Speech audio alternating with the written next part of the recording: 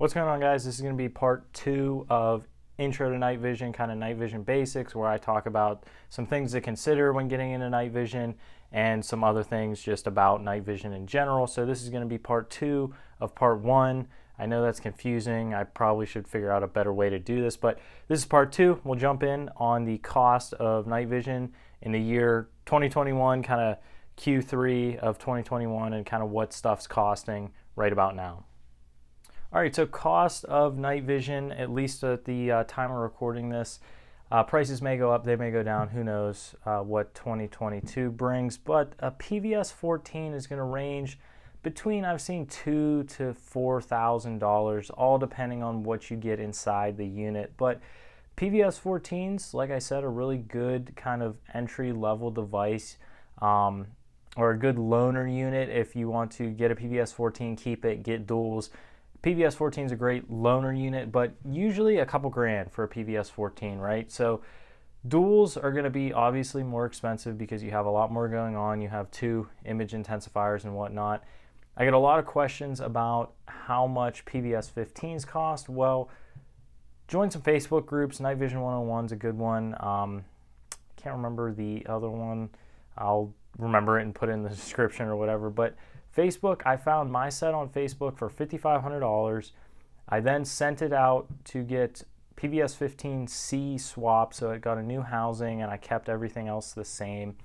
And that cost me another $1,100, I think, or something. So all in, I'm a little over $6,500 for these PVS 15s right here. So PVS 15s can range, like I said, $5,500, what I got mine for, to $8,000, $9,000, $10,000 depending on what tubes you get in them, which is going to be the next segment of this. But most duals are going to range from that $5,000 to $10,000 mark depending on what tubes you get. Again, take this all with a grain of salt. Prices may go up, they may go down. So right now you can get a set of RMVGs with some pretty decent green tubes in them. I've seen them floating around on actual dealers' websites and Instagram and Facebook for $5,500.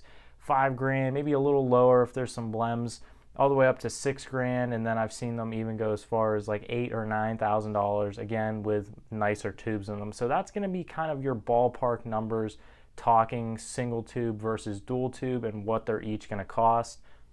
All right, guys, so I wanted to talk about kind of the 2 main tube manufacturers on the market. There are a bunch more, but I've seen these 2 pop up more recently on everybody's websites and stuff, and all the dealers are starting to use them, and that's going to be Photonis and L3. L3, everybody knows about L3. They've been around for a while now.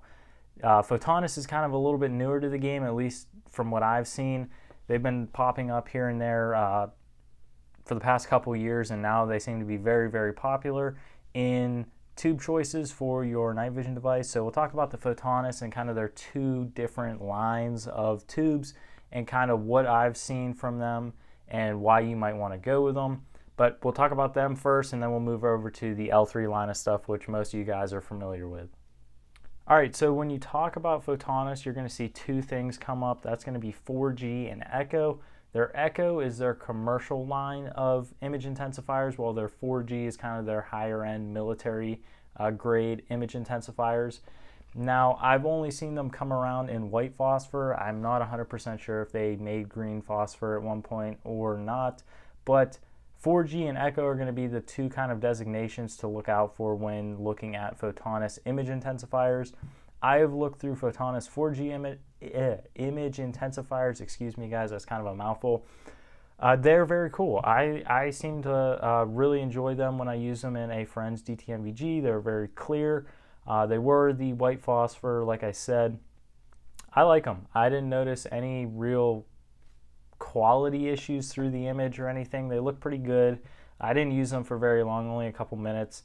I did hear some things a while ago about Photonis tubes not playing so well with certain lasers and the way that the Photonis tubes works and whatnot. I'm not 100% sure. Again, I'm no guru, just trying to get the real basics out to you guys, but Photonis is going to be generally a little bit cheaper in terms of total price if you're getting a unit with Photonis tubes. Not to say that they can't be very expensive, but I feel like that's why they're very popular with a lot of folks, is because they are a bit cheaper and you're going to save a little bit of money in the long run when speccing out a unit on like a dealer website and seeing that total price go from $13,000 down to $8,000, $7,000, $6,000. So Photonis, very popular. I've seen nothing but good things about the Photonis tubes. Again, take that with a grain of salt. I've only used one for a little bit, so I'm not as well versed on the Photonis stuff as I am the L3 stuff. All right, so when talking about L3 is kind of the bread and butter. They've been here since pretty much the beginning of night vision. They've been doing a lot of cool things, really pushing this forward with their technology. You're going to have a few different options with L3. You're going to see unfilmed, thin filmed. You're going to see filmed. That's kind of older technology. It's kind of getting phased out. 24 UA and 22 UM, or 24 UM and 22 UA. I don't remember exactly, but I wanted to talk to you guys about the UA and UM designation for image intensifiers. So a lot of people see those and then they click on them on a website or something and then see the total price of the goggle jump way up. So they think that the tube is just inherently better. So from what I was taught about 24 UA and 22 UM is that the UA is more suited for aircraft pilots, as the tubes have been made in a way to kind of inhibit rotor interference and things of those natures that you will experience in an aircraft. So again, I'm no wizard, I'm no guru on night vision and stuff and all the nitty-gritty specs, but the UA is going to be more suited for your aviation side of night vision. So they're going to be built a little bit differently for the image intensifiers in terms of the way they work,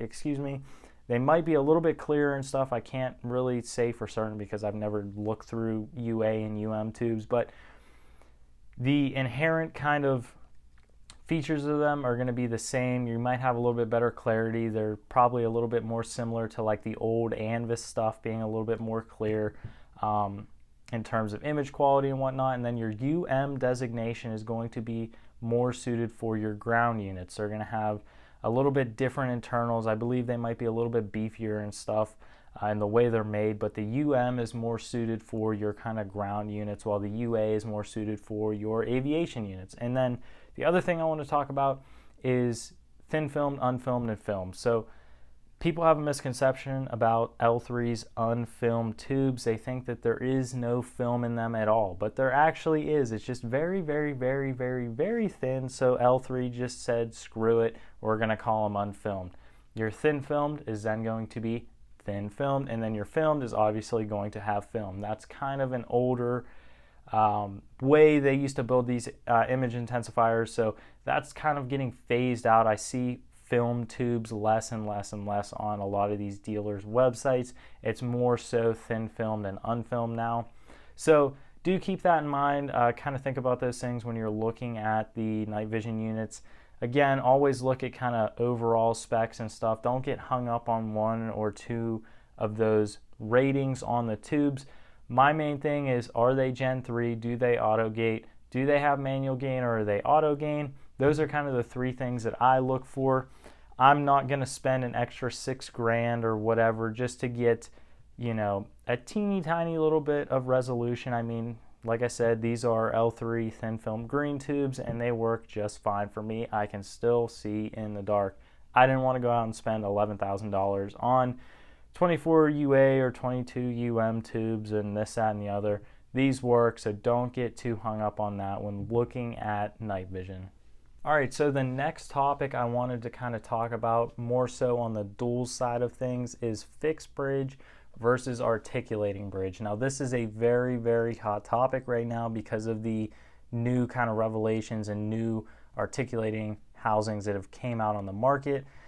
So I used a pair of RNVGs for a while and I liked them. The fixed bridge was nice. The rigidity of the fixed bridge is kind of unmatched by any set of articulating bridge goggle, and that's simply because on a fixed bridge you're going to have a lot more structure to kind of keep everything safe in the event of a bump or a drop, as opposed to the articulating hinge on articulating housings that is kind of the main failure point. So On the PVS-15s, right here is a big failure point, up here is a big failure point, and that's to be said with any articulating goggle. Where you have moving parts, you will have stress issues and you might have fractures.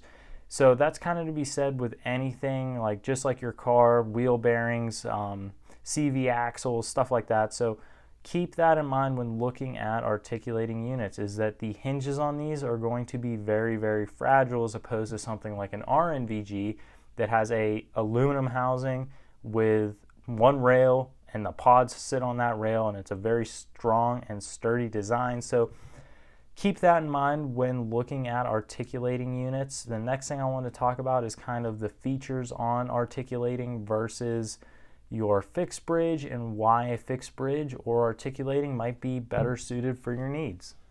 All right, so when talking about a fixed bridge, the two main kind of benefits is it's going to be very sturdy with the RNVGs and similar goggles, mostly being made out of aluminum now. Not to say the old Anvis goggles, they were kind of crappy. They were very brittle. I know a lot of people made Up Armor kits out of aluminum, but anyway, most modern day fixed bridge goggles are going to be very, very strong, and they're also going to be a little bit cheaper than an articulating unit, and that's just because of the way they work. These guys are a little bit more complex in nature, so they are inherently more expensive. Not to say that you can't find a good deal on these and get them for, you know, almost RNVG price, but those are going to be your two kind of benefits with a fixed bridge. Now, articulating housings have, in my eyes, a few more benefits that make it a little bit more worthwhile. Now, that's if you take care of these. If you're rough on your stuff, I don't know if articulating is going to be the best for you unless you get some kind of crazy warranty on the housing. But articulating, like I said, are going to be more fragile, but they're going to be a little bit quicker for finding kind of your eye distance every time you put them on. You don't have to mess with a screw. You can just grab them and fiddle with the pods real quick and you're good to go. And they're also going to be able to be filleted open. So I know a lot of guys will run their articulating units filleted open with them actually down on the mount to keep the weight up off of the top of their head, floating out in front of their face. Or in front of their forehead, excuse me, and keep it down in line with their forehead so that the weight is a little bit more evenly distributed on their helmet. So a lot of newer articulating units are going to articulate obviously way more than these old PVS-15s. I know DTNVGs and 31s go pretty much almost straight back. And that's really good for if you do have them flipped up on your helmet, you can keep that weight of the image intensifiers and the lenses on these right up against your helmet, so you don't have the goggles kind of dragging your head down after a while, which is really nice. A lot of the newer articulating goggles are coming with the capability to accept battery packs. That's something I forgot to mention with the RNVGs. It does have a Lima port on it. I believe it's optional. If you buy the unit brand new, you can kind of spec that out, but a battery pack is really nice on either set of goggles just for extended runtime and kind of a freebie on a counterweight. All right, guys, so that brings us to the end of part 2 for part 1 overall. I know it's really confusing. I should probably figure out a better way to kind of organize this, but that brings us to the end of part 1. I hope you guys enjoyed. Maybe you learned something, maybe you didn't. I don't know. If you made it to the end of the video and you are here watching right now, leave your favorite night vision device or your dream night vision device in the comments. Confuse the people down there. If they didn't watch the end, they don't know what we're talking about, but leave your favorite or your dream night vision device in the comments. Mine happens to be the PVS-15, but PVS-31s might be coming soon. So maybe if I can sell these and get my hands on 31s, I definitely will. I know somebody that's got a line on them, so maybe, just maybe, I'll get my hands on 31s for a review in the future. But with all that being said, I appreciate you guys. Thank you for all the support. I strongly urge you to consider liking and subscribing. It really helps get my videos out there for more people to see, and it keeps you guys in the loop. With all that being said, thank you guys for watching.